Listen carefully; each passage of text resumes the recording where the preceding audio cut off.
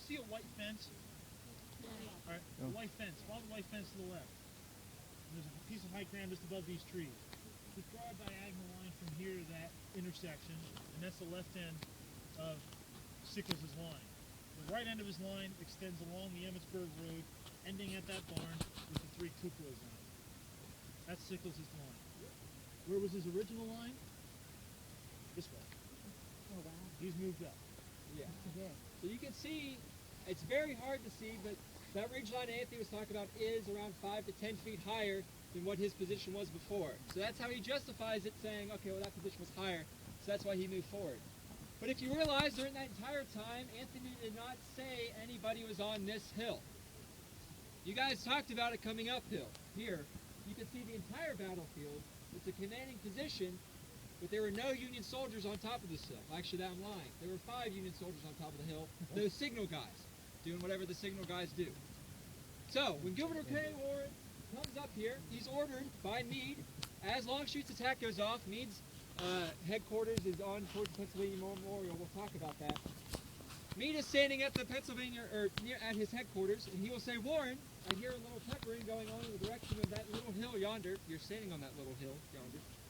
I wish that you would ride over and see if anything serious is going on, and if there is, attend to it. So Warren gallops up here. It's just Warren and one other person. So now the hill is controlled by seven whole Union Army soldiers against all of Longstreet's corps numbers, which numbers around 20,000, 25,000. So 7 against 25,000. Warren will get to the top of this hill. If you look down to my left, your right, you'll see a statue on top of a rock. That is Governor Kimball Warren. A statue of Governor Kimball Warren. He is standing there, and he is looking off in this direction.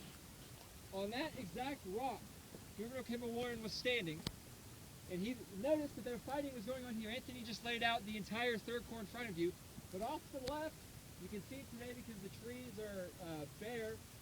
Where we were just at, he sees some Confederate troops in that direction. Now, we talked about it. There are 7 guys here. If the Confederates would sweep around this way, capture this hill, they now could fire down the length of the Union line, thus absolutely destroying any hopes of the Union Army from holding this position or holding these hills behind Gettysburg.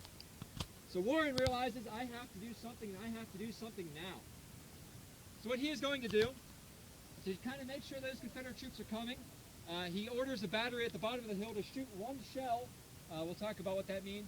1 shell off in that direction, and this is what his quote is. He says, quote, as the shot went whistling through the air, the sound of it reached the enemy's troops and caused everyone to look in the direction of it, so look towards us. This motion revealed to me the glistening of gun barrels and bayonets of the enemy's line of battle, already formed and outflanking our position of any of our troops, so that the line of his advance from his right to Little Round Top was unopposed.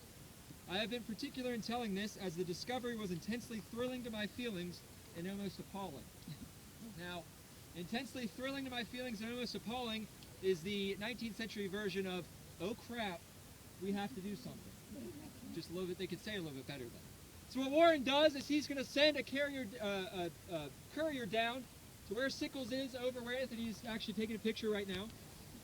So he's going to get down there, and he's going to say, hey, Daniel Sickles, we need troops up here. Daniel Sickles is going to say, I have no troops to spare. And he doesn't. And he's stretched out very thin.